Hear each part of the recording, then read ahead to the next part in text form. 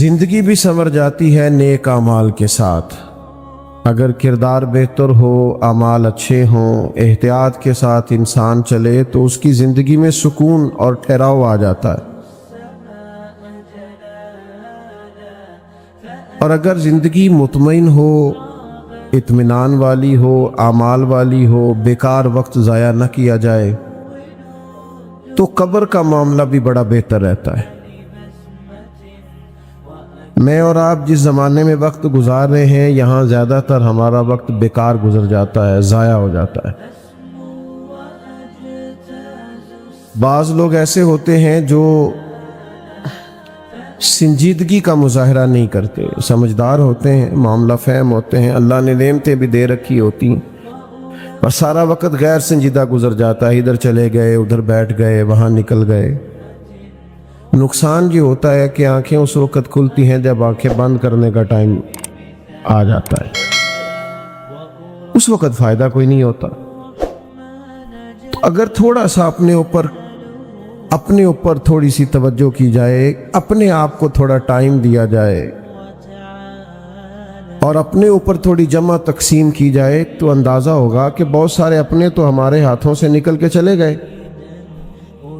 تو ایسا تو نہیں ہے کہ بس انہوں نے جانا تھا تو ہم نے نہیں جانا، یہ ایک ترتیب ہے، اور ترتیب سے سب اپنے اپنے وقت پر رخصت ہو جائیں گے۔ اب یہ بات یاد رکھیے گا کہ اپنی آخرت کو بہتر کرنے کے لیے، آخرت کو، دنیا میں انسان نے رہنا ہوتا ہے تھوڑے ٹائم کے لیے، بڑی محنت کرتا ہے، ایک بلب بھی خراب نہیں ہونا چاہیے، اے سی کی کولنگ بھی کم نہیں ہونی چاہیے، جناب بیڈ پر اور بستر پر ذرا سا دھبا بھی نہیں ہونا چاہیے۔ تو تھوڑی دیر کے لیے رہنا ہے تو اتنا بندوبست کر رہے ہیں، تو جس قبر میں ہزاروں لاکھوں سال رہنا ہے اس کے لیے بھی تھوڑا بہت بندوبست کر لینا چاہیے، جدوجہد کر لینی چاہیے، اس کے لیے ذرا کام نہیں کرتے۔ حالانکہ دین یہ تھوڑی کہتا ہے کہ آپ کاروبار چھوڑ کے اور سارے تجارت چھوڑ کے محض آ کے مسجد میں بیٹھ جائیں تو پھر ہی آخرت کی تیاری ہوگی۔ دین کہتا ہے بس اپنے معاملات صحیح سر انجام دو۔ نبی کریم علیہ السلام نے فرمایا جو سچ بول کے تجارت کرے نا، آپ کی توجہ ہے میری بات پر؟ اللہ تعالیٰ آپ کو مہنگے مہنگے موبائل دے، کبھی کبھی چھوڑنے بھی چاہیے، کوئی فرق نہیں پڑتا۔ یہ 20-25 سال پہلے نہیں ہوتے تھے، سارے کام ہی ہوتے تھے اللہ کے فضل سے، کوئی کام رکتا نہیں تھا، ساری دنیا چلتی تھی۔ 2-4 منٹ کی بات ہے، آپ ذرا توجہ کریں میری بات پر، اور بات چونکہ اپنی نہیں ہے، اللہ رسول کی ہے، لہذا غور سے سننے والی۔ اس بات کو اچھی طرح سمجھیے گا اور غور کیجئے گا کہ اسلام یہ کہتا ہے کہ آپ اپنے کام ہی دیانتداری سے کریں، آپ تجارت ہی کریں، کاروبار ہی کریں، لیکن نبی کریم علیہ السلام نے فرمایا جو سچ بول کے تجارت کرے گا نا، کر دکانداری رہا ہے، کر تجارت ہی رہا ہے، فرمایا اگر سچ بول کے تجارت کرے گا تو اللہ قیامت کے دن نبیوں کے ساتھ جگہ عطا فرمائے۔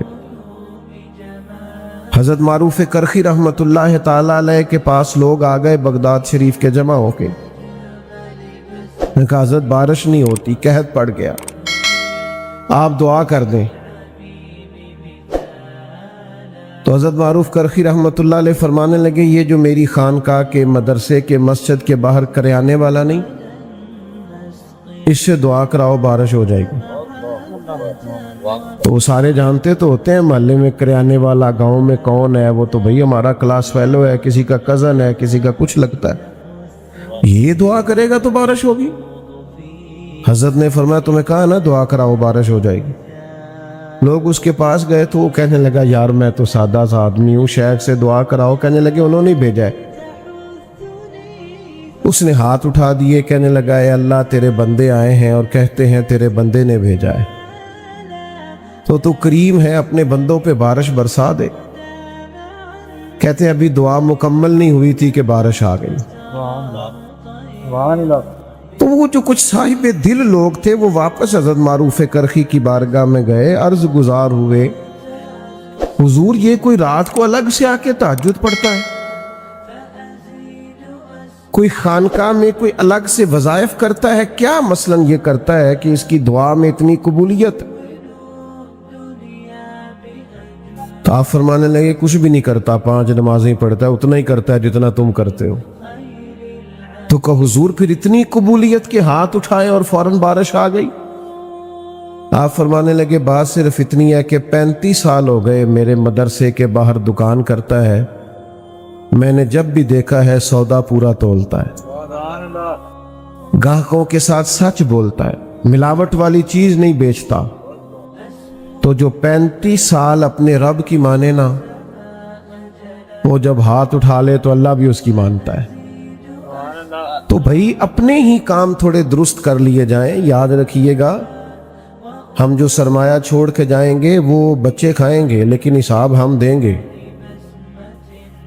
بچے نہیں دیں گے، انہوں نے غلط کمایا نہیں نا، وہ تو ہم نے کمایا. اس لیے میاں صاحب نے کہا کہ او جنہ لی تو پاپ کمائے وہ کتھے نہیں تیرے کر دے، بلا ان کو، اب حساب کا وقت آ گیا. تو محتاط وقت گزاریں، اپنے آپ پر تھوڑا غور کریں، غیر سنجیدگی سے نکل آئیں. یہ جو ہمارے پاس تھوڑے تھوڑے پیغامات آتے ہیں نا موت کے، یہ موت کے پیغام ہوتے ہیں. حضرت ابراہیم علیہ السلام نے عرض کیا تھا مالک، حضرت اسرائیل کو بھیج دیا، پہلے کوئی پیغام ہی نہیں بھیجا. تو اللہ کریم نے فرمایا جب آپ کے صحت مند وجود میں پہلا درد ہوا تھا تو موت کا پہلا پیغام تو آیا تھا، اور جب کالے سیاہ بالوں میں پہلا سفید بال آیا تھا تو پیغام تو بھیجا تھا. تو پیغام تو روز آتے رہے. یہ بالکل بریک لگ گئی اور ہم بچ گئے تو یہ پیغام تو ہے کہ مہلت مل گئی. یہ بالکل جب آپ نے سمجھا کہ یار اگر آج 2 منٹ کی لیٹ ہو جاتی تو معاملہ خراب تھا، تو بھائی پیغام تو آیا تھا، بچ گئے. رزلٹ نہیں نکالتے، کوئی فائدہ نہیں اٹھاتے. وہی آنا جانا ہے، وہی خوش گپیاں ہیں، وہی موج مستیاں ہیں. تھوڑا بدل جانا چاہیے، تھوڑی تبدیلی لانی چاہیے. اپنی آخرت کو وقت دینا چاہیے، اپنی قبر و حشر کے لیے کچھ تیاری، کچھ سامان کرنا چاہیے. یاد رکھیے گا قبر بہتر ہو جائے نا، آخرت بہتر ہو جائے تو دنیا کی کچھ چھوٹی موٹی تکلیفیں آ بھی جائیں تو گزارا ہو جاتا ہے. ورنہ جو لوگ چلے گئے سو چلے گئے. سب سے بڑا عہدہ تو پاکستان میں وزیر اعظم ہونا ہے نا. تو میں آپ کو پاکستان میں جتنے وزراء اعظم رہ چکے ہیں میں سب کے نام نہیں بتا سکتا. آئے چلے گئے، چھٹی، فارغ ہو گئے، ختم ہو گیا کام. اب کون پوچھتا ہے بھائی؟ جو سب سے بڑا عہدہ ہے اس پر جو لوگ برا جمان رہے، آپ جا کے ان کی قبروں کو دیکھیں. قبریں شکوہ کرتی ہیں کہ سالوں بیت گئے آیا کوئی نہیں. او پئیاں دس دیاں قبراں جنہ تے پھول پئے، ادھروں تے کوئی بھی نہیں آمدہ، ادھروں ہی لکھاں گئے. تو جب اتنے بڑے لوگوں کے جانے کے بعد نظام زندگی نہیں رکا تو میں اور آپ ہمارے جانے سے کیا فرق پڑتا ہے؟ تو بھائی اگر تو قبر اشر بہتر ہو گئی تو اگلا معاملہ ٹھیک ہے. بخاری شریف میں ایک حدیث ہے، نبی کریم علیہ السلام کی عالی مرتبت بارگاہ میں خاتون حاضر ہوئی اور عرض گزار ہوئی، یا رسول اللہ صلی اللہ علیہ وسلم مجھے مرگی کا مرض ہے، میرے لیے دعا کر دیں، اللہ شفا دے. تو بہت سارے لوگ اسی طرح سرکار کے حضور آیا کرتے، حضور دعا کرتے، اللہ شفا دے دیتا. حضرت مولا علی کی آنکھوں میں درد تھا، سرکار نے لعاب دعا کر دیتا ہوں، شفا ہو جائے. اور اگر کہے اور تو کرے صبر تو پھر میں تیرے لیے جنت کی دعا کروں گا. آپ نے سمجھنا ہے بات. فرمایا اگر صبر کرے، کیا مطلب؟ کہ مرگی کے ساتھ ہی گزارا کرے. تھوڑی دنیا میں تکلیف سہ لے پر تیری آخرت کی بہتری کی دعا کر دیتے ہیں. تو وہ صحابہ تھے، 1 منٹ نہیں لیا سوچنے کے لیے، فوراً عرض کرنے لگی حضور میں گویا کر لوں گی گزارا، آپ دعا کریں اللہ مجھے جنت ہی عطا کرے. یہاں کا گزارا ہو سکتا ہے، تھوڑی بہت تکلیف، تھوڑا بہت درد، تھوڑی بہت آزمائش، لیکن قبر حشر کا معاملہ خطرناک ہو تو گزارا ہو سکتا وہاں کی مشکلات حل ہونی چاہیے. حضور میں صبر کر لوں گی، گزارا ہو جائے. نبی پاک علیہ السلام نے دعا کر دی، یا اللہ اسے جنت عطا فرما. صحابہ فرماتے ہیں وہ خاتون عرض کرنے لگی، یا رسول اللہ صلی اللہ علیہ وسلم، جب مجھے مرگی ہوتی ہے تو میرے جسم سے کپڑا ہٹ جاتا ہے، عورت ہوں، حیا آتی. تو سرکار نے دعا کر دی، جتنی مرضی بھی تکلیف ہوتی تھی کپڑے جسم سے جڑے رہتے تھے. حضرت عثمان غنی کے زمانے تک حیات رہیں. کو مدینہ شریف سے باہر سے آتا تھا تو لوگ اسے کہتے تھے جنتی اماں کی زیارت کرنی، اس بوڑھی کی زیارت کرے، اسے دنیا میں حضور نے جنت کی بشارت عطا فرمائی.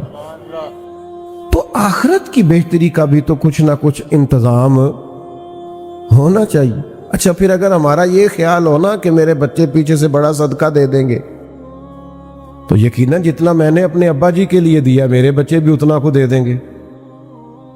وہ میرے لیے بڑی دعائیں کرائیں گے تو جتنی میں اپنے والد صاحب کے لیے کرتا کراتا ہوں اتنی کو وہ بھی کرا دیں گے. جتنا میں سال ثواب کرتا ہوں اتنا کو وہ بھی کرا دیں گے. یہ تو ہمیں خود پر قیاس کر لینا چاہیے. کچھ نہ کچھ فکر آخرت کا مزاج ہونا چاہیے.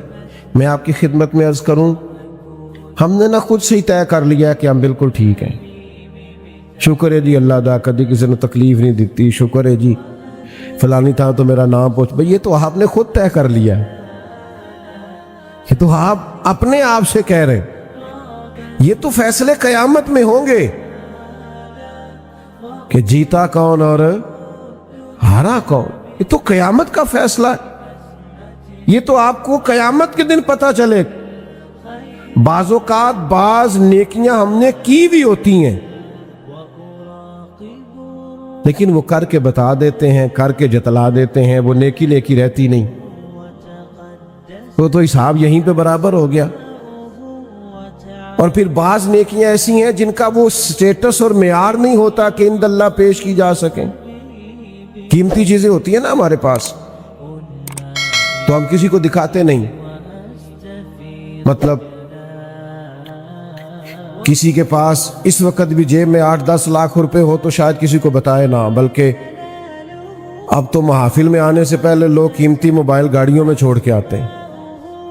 لوگ بتاتے نہیں گھر میں کتنا کیش پڑا، نہیں بتاتے کیونکہ قیمتی سمجھتے ہیں. کتنا سونا پڑا نہیں بتاتے کیونکہ قیمتی چیز ہے. تو بھئی نیکیاں کیوں بتاتے ہو؟ انہیں قیمتی نہیں سمجھتے؟ قیمتی چیز تو چھپائی جاتی ہے. اپنی آخرت کے لیے کچھ چھپا کے رکھنا کہ مشکل وقت آیا تو میرے کام آئے گا، یہ بڑا ضروری ہے. کچھ نیکیوں کا کسی کو پتہ نہیں ہونا چاہیے. ایک 100 گھر تھا مدینہ منورہ میں، تھوڑی سی آبادی ہوتی تھی، 100 گھر پورا، جس میں 2 وقت کھانا بھی جاتا تھا، موسم کے کپڑے بھی جاتے تھے. امام ابو نعیم نے اس کو لکھا ہے. ادویات کے لیے اور ضروریات کے لیے رقم بھی جاتی تھی، لیکن شام کے بعد کوئی چہرے پہ نقاب ڈال کے آتا تھا، دے کے چلا جاتا تھا. اگر گھر والے نام پوچھتے تو وہ غصہ کرتا. اور سالوں وہ بوڑھا شخص کھانا لے کے اور ادویات لے کے اور لباس لے کے آتا رہا، پتہ نہیں تھا کسی کو کون ہے. پھر اچانک وہ کھانا آنا، وہ خرچہ آنا بند ہوا. لوگ غریب ایک دوسرے سے پوچھنے لگے تیرے گھر کب سے نہیں آیا، تیرے گھر کب سے نہیں آیا. تو لوگوں نے تاریخیں ملانا شروع کی تو پتہ چلا 18 محرم کے بعد یہ سب کے گھروں میں 100 گھروں میں کھانا آنا بند ہوا ہے. اب جب تحقیق کرنے لگے تو پتہ چلا کہ 18 محرم کو تو امام زین العابدین کا انتقال ہوا. امام حسین کے کربلا میں تنہا بچ جانے والے شہزادے رات کو اپنے کندھوں پر راشن کی بوریاں رکھ کے کندھوں پر غربا کے گھروں میں پہنچاتے تھے. اور جب غسل دیا جا رہا تھا تو پشت پر نشان تھے بوجھ اٹھانے کے. تو لوگوں نے آپ کے بیٹے سے کہا یہ کیا ہے؟ کہنے لگے میرا بوڑھا باپ کندھوں پہ تھیلے اٹھا کے غربا کے گھروں میں پہنچانے جاتا تھا. تو کہا آپ جوان تھے تو آپ کیوں نہیں جاتے تھے؟ کہا 100 دفعہ منت کی کہ مجھے بتا دیں میں دے آتا ہوں، تو کہتے تھے اس غریب کا پردہ نہیں کھولنا، اور ساتھ فرماتے تھے یہ میرا اور میرے اللہ کا راز ہے، یہ تے اکھاں جدوں میٹیاں تے زمانہ مینوں روے گا، اپنا تے اپنا بیگانہ مینوں روے گا، جدوں نہ میں دسیا میں خاراں نوں میں خانے وچ، پھر جام ٹوٹ جان گے تے میں خانہ مینوں روے گا، کئی لک لک رون گے تے کئی بک بک رون گے، گلیاں دا یانا تے سیانا مینوں روے گا۔ تو کچھ اپنے لیے جمع تو کیا جائے، کچھ اختیار تو کیا جائے، ہر چیز بتا کے یہاں بہت سارے کام لوگ اولاد کو بتا کے نہیں کرتے، ذاتی ہوتے ہیں، یہ میں نے دوستوں کے لیے رکھا ہے، تو بھائی کچھ کام اللہ کے لیے بھی رکھ لو جو کسی کو نہ بتاؤ۔ حضرت عمر بن عبدالعزیز بادشاہ تھے 7 در، بس میں بات کو سمیٹنے لگا ہوں، بادشاہ بھی تھے اور درویش بھی تھے، تو صبح جو کام کرنا ہوتا تھا نا اس کی لسٹ بنا لیتے تھے۔ جو لوگ سمجھتے ہیں نا مجھے شاید صبح یاد نہ رہے وہ رات کو لکھ لیتے ہیں، آج کل لوگ موبائل میں لکھ لیتے ہیں، تو لسٹ بنا لیتے تھے کہ صبح میں نے ظہر سے پہلے ماحولیات والوں کو بلانا ہے، اور ظہر کے بعد میں نے تعلیم کے محکمے والوں سے میٹنگ کرنی ہے، اور 4 بجے پھر مجھے دفاع والوں سے بات کرنی ہے۔ تو وہ لسٹ رات کو بناتے تھے اور صبح آتے ہی اپنے وزیر کو دیتے تھے کہ اس ٹائم فلاں وزراء کو اور محکموں کو طلب کر لینا۔ تو وزیر کو لسٹ دی آپ نے ایک دن نکال کے، تو اس پہ لکھا تھا میں جو 5000 بار درود پاک پڑھتا ہوں تو کل میرا 500 رہ گیا تھا، آج 5500 پڑھنا ہے۔ لکھا تھا کہ آج فلاں یتیم بچیوں کی باری ہے، وہاں راشن پہنچانا ہے۔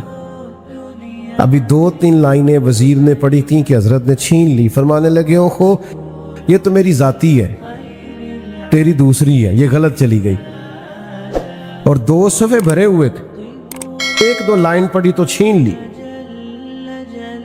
تو وزیر پیروں میں بیٹھ گیا، کہنے لگا حضور میں بھی سارا دن ساتھ ہوتا ہوں، یہ کام کس ٹائم کرتے ہو؟ کہ غریبوں کے گھروں میں کھانا پہنچانا اور یتیموں کی مدد کرنا، تو یہ کس وقت ہوتا ہے؟ یہ درود پاک اور یہ تلاوتیں؟ تو آپ فرمانے لگے وزیر چپ کر جا، کچھ چیزیں بندوں نے نا ذرا چھپا کے رکھی ہوتی ہیں، مشکل وقت آیا تو کام آئیں گی۔ کی عقیدہ مرن جین رکھے ہے؟ کہتے ہیں کچھ تھوڑا مرن جین رکھا ہوتا ہے کہ کوئی مشکل وقت آئی تو۔ فرمانے لگے یہ بھی میں نے کچھ نیکیاں چھپا کے رکھ لی ہیں، قیامت آئی تو مشکل قیامت میں آئی تو ہو سکتا ہے میرے کام آ جائے، میں نے چھپا لی ہیں، یہ میرا اور میرے اللہ کا راز ہے، یہ میں کسی کو بتا سکتا۔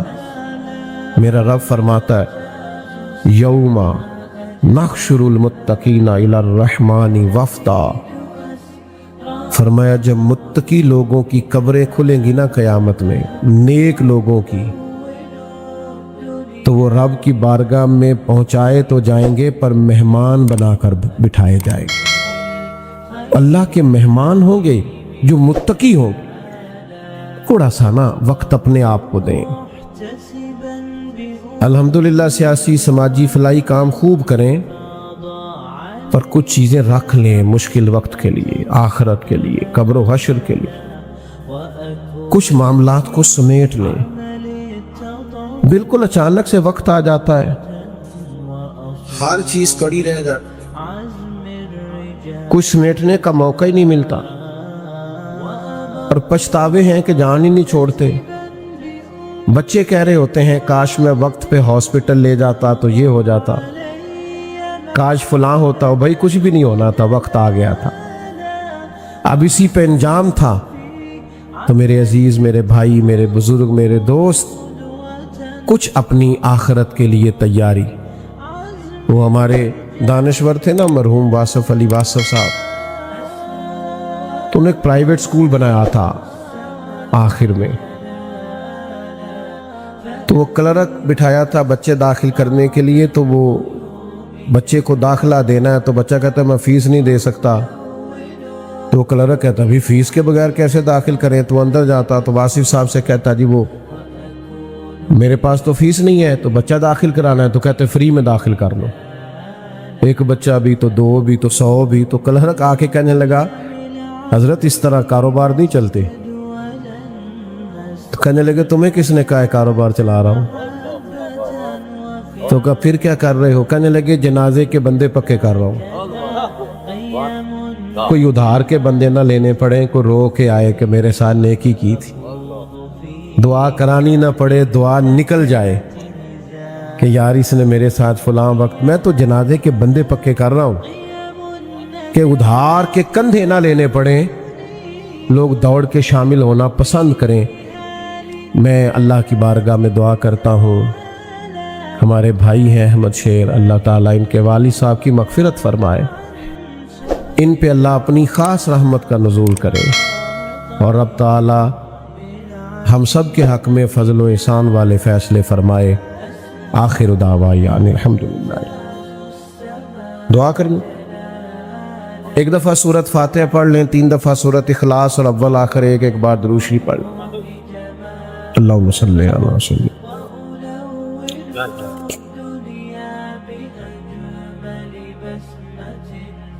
Yan po para dito nandikin mo. اللهم صل على سيدنا ومولانا محمد معدن الجند الكرم وعلى آله وصحبه وعترته وبارك وسلم۔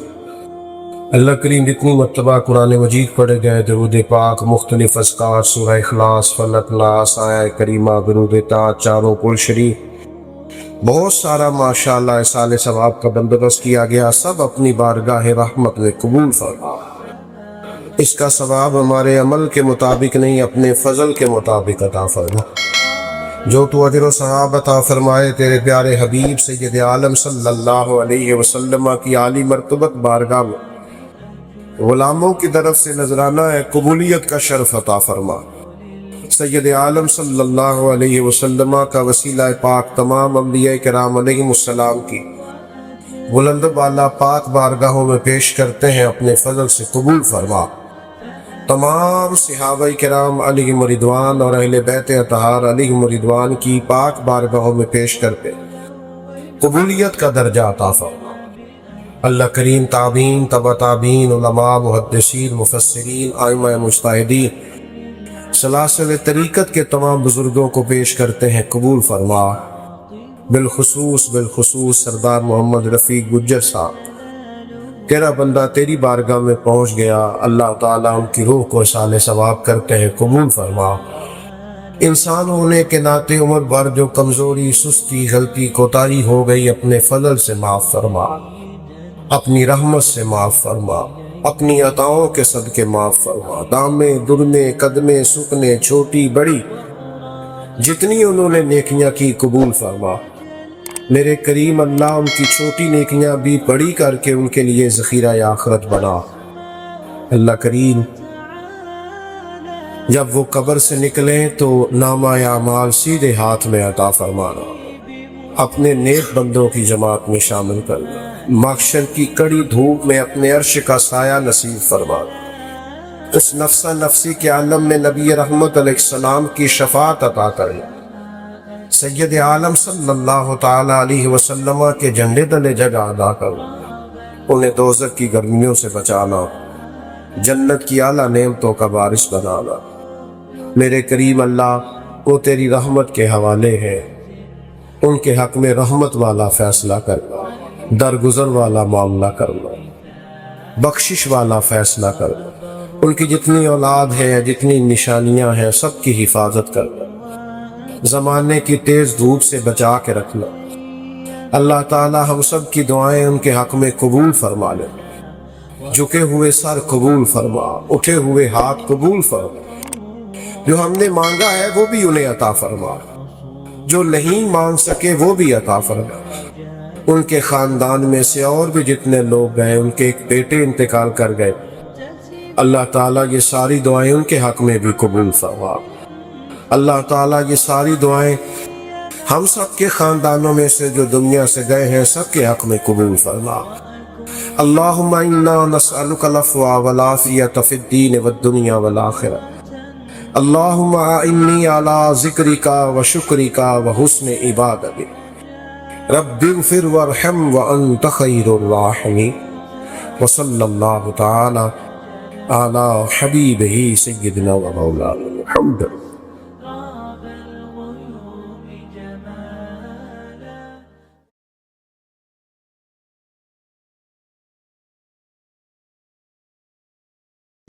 اگر آپ کو یہ ویڈیو پسند آئے تو ہمارے چینل محفل ذکر کو لائک اور سبسکرائب ضرور کریں. شکریہ.